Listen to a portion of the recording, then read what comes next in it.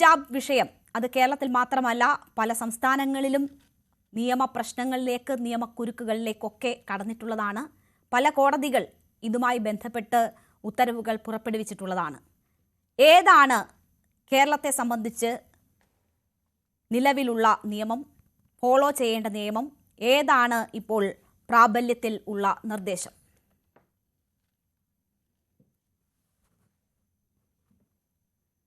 കേരളത്തിൽ ഗവൺമെൻറ് ഹിജാബ് ധരിക്കുന്നത് സംബന്ധിച്ച് പ്രത്യേക നിയമങ്ങളൊന്നും ഉണ്ടാക്കിയിട്ടില്ല. അപ്പോൾ ഭരണഘടനയിൽ കൊടുത്തിരിക്കുന്ന ആർട്ടിക്കിൾ 25 മതസ്വാതന്ത്ര്യത്തെ പറ്റിയാണ് പറയുന്നത്. മതസ്വാതന്ത്ര്യത്തിൻ്റെ പരിധിയിൽ വരുന്ന വിഷയമായിട്ട് വേണം ഇതിനെപ്പറ്റി നമ്മൾ മനസ്സിലാക്കേണ്ടത്. മതസ്വാതന്ത്ര്യത്തിൽ വ്യക്തികൾക്കുള്ള അവകാശങ്ങൾ, അതായത് ഭരണഘടനയിലെ മൗലികാവകാശങ്ങളുടെ ഭാഗമായിട്ടുള്ള മതസ്വാതന്ത്ര്യം, അതിൽ പറയുന്നത് subject to public order, health, morality. അതായത് പബ്ലിക് ഓർഡർ, ഹെൽത്ത്, മൊറാലിറ്റി എന്ന് പറയുന്ന ഭരണഘടനാ മൊറാലിറ്റിയാണ്. അതും ബാക്കി ഫണ്ടമെൻ്റൽ റൈറ്റ് എന്ന് പറയുന്ന തുല്യത, സമത്വം, വിവേചനരഹിതമായിട്ടുള്ള സമൂഹം, ഇതുപോലുള്ള ഫണ്ടമെൻ്റൽ റൈറ്റിനെല്ലാം വിധേയമായിട്ട് മതസ്വാതന്ത്ര്യം വിനിയോഗിക്കാൻ എല്ലാ വ്യക്തികൾക്കും അവകാശമുണ്ടെന്നാണ് പറയുന്നത്.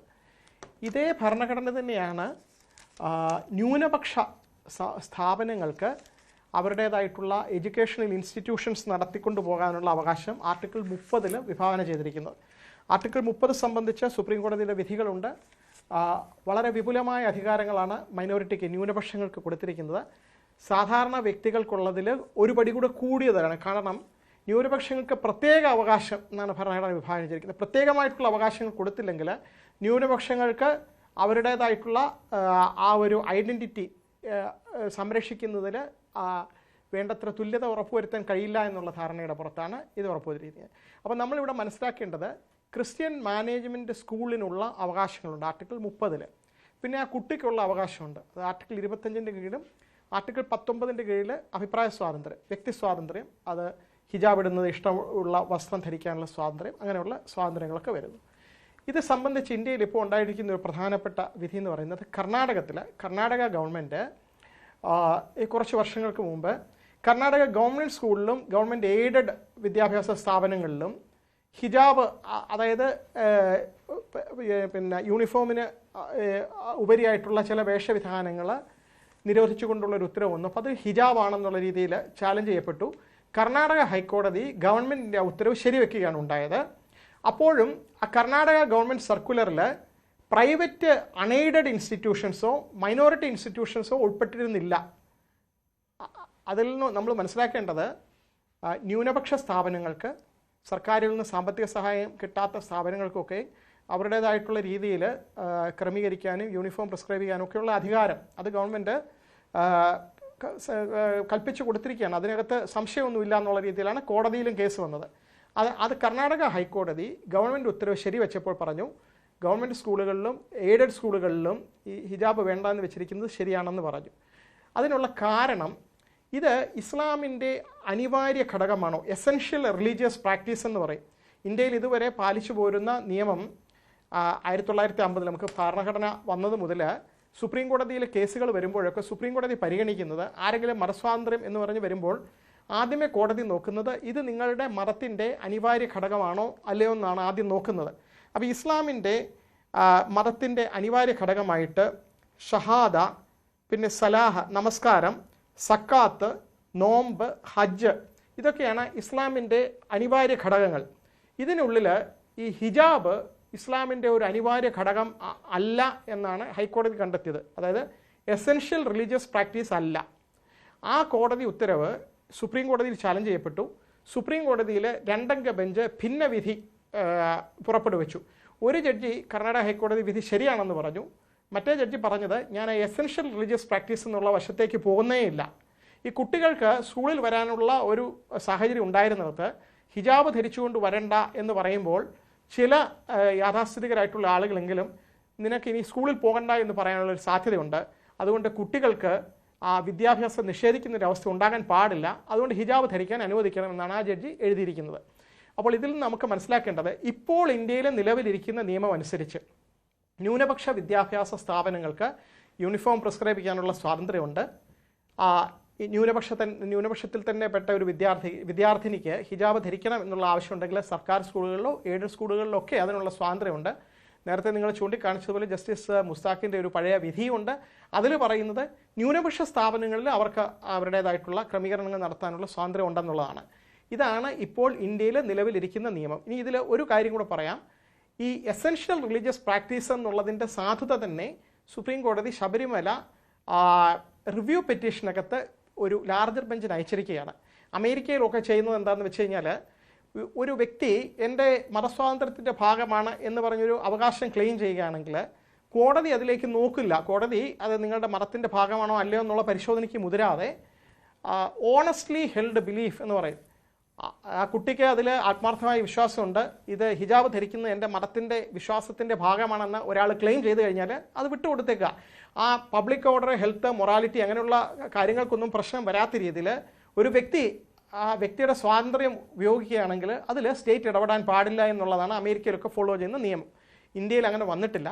അങ്ങനെ വരികയാണെങ്കിൽ ഒരു പക്ഷേ ഇപ്പോഴത്തെ മന്ത്രിസഭ പറയുന്നതിൽ, കേരള ഗവൺമെൻറ് പറയുന്നതിൽ ഒരു പക്ഷേ അത് അനുവദിച്ചു കൊടുക്കേണ്ട ഒരു അവസ്ഥ വന്നേക്കും. പക്ഷേ ഇപ്പോഴത്തെ നിയമവ്യവസ്ഥ അനുസരിച്ച്, ഇന്ത്യയിലെ ഇപ്പോഴത്തെ നിയമം അത് ഇപ്പോൾ നിൽക്കുന്നതനുസരിച്ച് ന്യൂനപക്ഷ സ്ഥാപനങ്ങൾക്ക് ഒരു യൂണിഫോം പ്രിസ്ക്രൈബ് ചെയ്യാനുള്ള അധികാരമുണ്ട്. അവിടെ ഹിജാബ് നിർബന്ധമായിട്ട് ധരിച്ചു കൊണ്ടുവരുന്ന കുട്ടികൾക്ക് അഡ്മിഷൻ കൊടുക്കണം, അല്ലെങ്കിൽ അവർ കണ്ടിന്യൂ ചെയ്യാൻ അനുവദിക്കണമെന്ന് ഗവൺമെൻറ്റിന് നിർബന്ധിക്കാൻ പറ്റില്ല. കാരണം അവിടെയും മതസ്വാതന്ത്ര്യം തന്നെയാണ് അവർക്കും അവകാശപ്പെടാനുള്ള ആർട്ടിക്കിൾ 30 സ്വാതന്ത്ര്യം ന്യൂനപക്ഷ സ്ഥാപനങ്ങൾക്കുണ്ട്. ക്രിസ്ത്യൻ, മുസ്ലിം സ്ഥാപനങ്ങൾക്കൊക്കെ ഉണ്ട്. അപ്പോൾ അവിടെ അവരുടേതായിട്ടുള്ള റൂൾസ് പ്രിസ്ക്രൈബ് ചെയ്യാനുള്ള അവകാശങ്ങളുണ്ട്. അപ്പോൾ 2018 കേരള ഹൈക്കോടതിയുടെ തന്നെ ഒരു വിധി കൺമുന്നിലുണ്ട്. അതിനുശേഷം ഉണ്ടായിട്ടുള്ള സുപ്രീം കോടതിയുടെ ഭിന്നവിധിയുണ്ട്. മാത്രവുമല്ല, ഈ വിഷയം ഉണ്ടായതിനു ശേഷം ഈ സ്കൂൾ അധികൃതർ കോടതിയെ സമീപിക്കുകയും ഈ സ്കൂൾ നിർദ്ദേശിക്കുന്ന യൂണിഫോം ധരിച്ച് കുട്ടികൾ അവിടെ എത്തണം എന്ന കാര്യം നിർദ്ദേശിക്കുകയും ചെയ്തിരുന്നു കോടതി ഉത്തരവിലൂടെ. അതും സ്കൂൾ മാനേജ്മെൻറ്റിൻ്റെ ഭാഗത്തുണ്ട്. അപ്പോഴാണ് വിദ്യാഭ്യാസ മന്ത്രി മറ്റൊരു സർക്കുലർ പുറത്തിറക്കുന്നത്.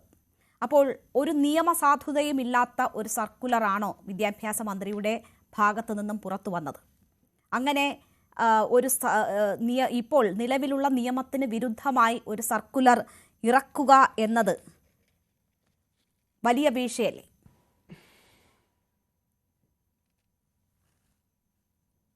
അഡ്വക്കേറ്റ് പ്രശാന്ത് പത്മനാഭൻ, എൻ്റെ അടുത്താണോ ചോദിച്ചത്? അതെ അതെ അതെ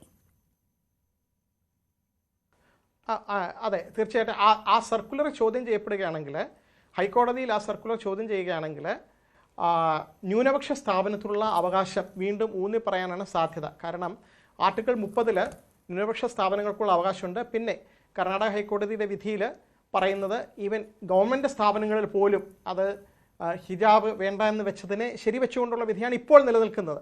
അത് ഒരു ഇസ്ലാമിൻ്റെ അനിവാര്യ ഘടകമാണെന്ന് തെളിയിക്കാൻ കഴിഞ്ഞിട്ടില്ല. വേറൊരു ഹൈക്കോടതിയിലെ വിധിയാണ്. പക്ഷേ കേരള ഹൈക്കോടതി അത് ഫോളോ ചെയ്യാനുള്ള സാധ്യത, പെർസ്വേസീവ് വാല്യൂ എന്ന് പറയും. പിന്നെ രണ്ടാമത്തെ കാര്യം, ന്യൂനപക്ഷ സ്ഥാപനത്തിനുള്ള അവകാശം അത് നേരത്തെയും പല വിധികളിലൂടെ പറഞ്ഞിട്ടുണ്ട്, സുപ്രീം കോടതി വിധികളുണ്ട്. അതുകൊണ്ട് ഗവൺമെൻറ്റിനെ നിർബന്ധമായിട്ട് ന്യൂനപക്ഷ സ്ഥാപനത്തിൽ നിങ്ങൾ ഇത് ചെയ്തിരിക്കണം എന്ന് പറയാനുള്ള ഒരു നിയമസാധുത ഇപ്പോഴില്ല. തീർച്ചയായും. അപ്പോൾ യാതൊരു നിയമസാധുതയും ഇല്ലാത്ത, നടപ്പിലാക്കാൻ പറ്റാത്തൊരു കാര്യമാണ് വിദ്യാഭ്യാസ മന്ത്രിയുടെ ഓഫീസിൽ നിന്ന് സർക്കുലറായി പുറത്തു വന്നത്. അതുകൊണ്ട് തന്നെയാണ് അത് പിന്തുടരില്ല എന്നും അതിനെ നിയമപരമായി നേരിടും എന്നും സെന്റ് റീത്ത സ്കൂൾ അധികൃതർ നിലപാട് സ്വീകരിച്ചിരിക്കുന്നത്. നിയമ നടപടികളുമായി മുന്നോട്ട് പോകും എന്നതാണ് സ്കൂളിൻ്റെ ഇക്കാര്യത്തിലുള്ള നിലപാട്. ശ്രീ പ്രശാന്ത് പത്മനാഭൻ, നോക്കൂ, ഇവിടെ വിദ്യാഭ്യാസ മന്ത്രി ചൂണ്ടിക്കാട്ടുന്ന കാര്യം, ഒരു തരത്തിലും ഭരണഘടന നൽകുന്ന ഒരു അവകാശം നിഷേധിക്കാൻ പാടില്ല എന്നതാണ്. അവിടെ ഈ കുട്ടിക്ക് വിദ്യാഭ്യാസം നിഷേധിക്കുന്ന സമീപനം സ്കൂളിൻ്റെ ഭാഗത്തു നിന്നും ഉണ്ടായി എന്നതാണ്. അപ്പോൾ ഇതൊക്കെ ചൂണ്ടിക്കാട്ടിക്കൊണ്ടാണ് മറിച്ചൊരു തീരുമാനമുണ്ടാകണം എന്ന ഒരു നിർദ്ദേശം മുന്നോട്ട് വെക്കപ്പെടുന്നത്. നമുക്കറിയാം, വിദ്യാഭ്യാസം അടിസ്ഥാന അവകാശമാണ്.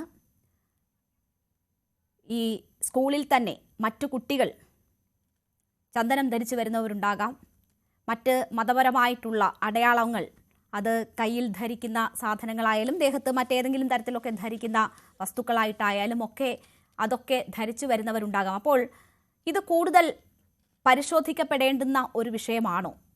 ചിലർക്ക് മാത്രം അവരുടെ വ്യക്തിപരവും മതപരവുമായ അവകാശങ്ങൾ നിഷേധിക്കപ്പെടുന്നു, മറ്റു ചിലർക്ക് അത് പിന്തുടരാനുള്ള സാഹചര്യം കിട്ടുന്നു. അപ്പോൾ ഇപ്പോൾ തന്നെ വിശാലമായ ബെഞ്ച് ഇത് പരിഗണിക്കുന്നുണ്ട്. അപ്പോൾ ഇത് കുറച്ചുകൂടി ഇഴകീറി പരിശോധിച്ച് തീരുമാനങ്ങളിലേക്ക് എത്തേണ്ടുന്ന ഒരു വിഷയമാണോ?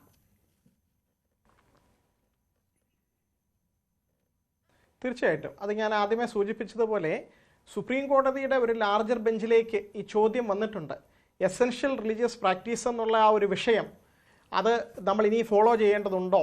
മതപരമായ വിഷയങ്ങളിൽ കോടതിക്ക് പ്രാവീണ്യം ഏതാണ്? കോടതിക്ക് ജഡ്ജസിന് അതിൽ പ്രാഗൽഭ്യമുള്ളത് നിയമവിഷയങ്ങളിലാണ്, ഭരണഘടന, നിയമങ്ങൾ, അങ്ങനെയുള്ള വിഷയങ്ങളിലാണ്. മതപരമായ വിഷയങ്ങളിൽ മതപണ്ഡിതർ, അതിനെപ്പറ്റി പഠിച്ചവരും അതിൽ വിശ്വസിക്കുന്നവരും പറയുന്നത് അംഗീകരിച്ചു കൊടുക്കുക. അത് ഭരണഘടനയിൽ പറയുന്ന ഏതെങ്കിലും അവകാശങ്ങൾക്ക് വിരുദ്ധമാകരുത്.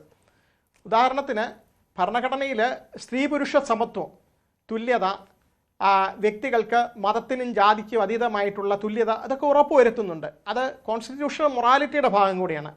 അവിടെ കുട്ടികളെ വേർതിരിച്ച് കാണിക്കുകയോ ഏതെങ്കിലും രീതിയിൽ വിവേചനപരമായിട്ടുള്ള ഏതെങ്കിലും നടപടികൾ എടുക്കുകയാണെങ്കിൽ അത് മതസ്വാതന്ത്ര്യത്തിൻ്റെ പേരിൽ അംഗീകരിച്ചു കൊടുക്കാൻ കഴിയില്ല.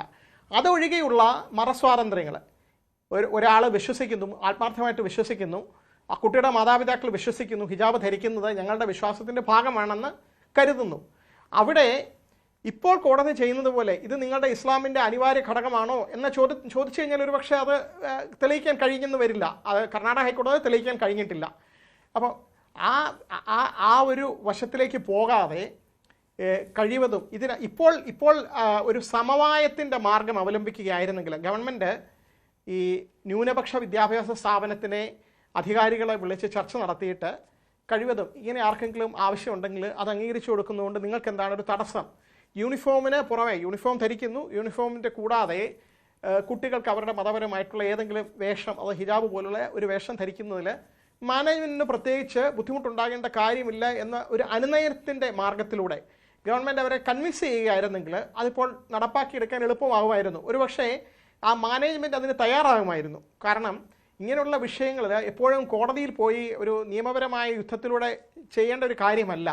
പല കാര്യങ്ങളിലും സമവായത്തിലൂടെയും മനുഷ്യനെ പരസ്പരം സാഹോദര്യത്തോടു കൂടി സഹവസിക്കാനുള്ള ഒരു ഭരണഘടനയാണ്. നമ്മൾ ഫ്രട്ടേണിറ്റി എന്ന് പറയുന്നത് ഭരണഘടനയുടെ ആമുഖത്തിൽ ആലേഖനം ചെയ്തിരിക്കുന്നു. ഫ്രട്ടേണിറ്റി എന്ന് പറയുന്നത് പൗരന്മാർ തമ്മിലാണ്, അതായത് സാഹോദര്യം. അതായത് ഗവൺമെൻറ് എൻഫോഴ്സ് ചെയ്യാൻ പറ്റുന്നൊരു കാര്യമല്ല. ഗവൺമെൻറ്റിന് ഒരു നിർബന്ധമായിട്ട് നിങ്ങൾ സാഹോദര്യത്തിൽ കഴിയണം, അല്ലെങ്കിൽ നിങ്ങൾ പരസ്പരം തർക്കങ്ങൾ ഉണ്ടാക്കരുതെന്ന് ഒരു ഓർഡർ ഇറക്കാൻ കഴിയുന്നതല്ല. പലപ്പോഴും ഇങ്ങനെയുള്ള സാഹചര്യങ്ങൾ വരുമ്പോൾ കോടതികളിൽ പോയാലും ഒരുപക്ഷെ കോടതികൾ ന്യൂനപക്ഷ സ്ഥാപനത്തിൻ്റെ അവകാശങ്ങൾ സ്ഥാപിച്ചു കൊടുക്കാനുള്ള സാധ്യതയുണ്ട്. അവിടെയും വേണമെങ്കിൽ ഇങ്ങനെ കുട്ടികൾ കുറച്ച് പേർക്ക് അതിന് വ്യക്തിപരമായിട്ട് സ്വാതന്ത്ര്യമുണ്ട്, മതപരമായിട്ടുള്ള വിശ്വാസമുണ്ട്.